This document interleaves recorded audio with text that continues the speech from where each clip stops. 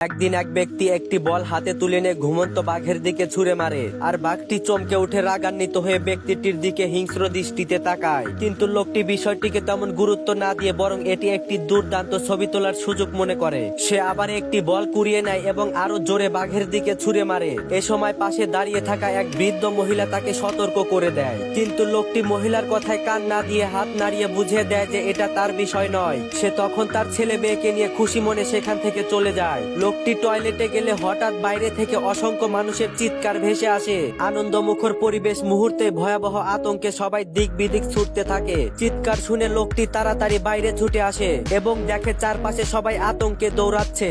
সে পথচারীদের থামিয়ে জানতে চায় কি ঘটেছে, কিন্তু কেউ তার ডাকে সাড়া দেয় না। ঠিক তখনই তার পেছন থেকে এক ভয়ঙ্কর গর্জন ভেসে আসে। সে ধীরে ধীরে পিছনে তাকায় এবং দেখে সেই বাঘটি রাগান্বিত ভঙ্গিতে ধীর পায়ে তার দিকে এগিয়ে আসছে।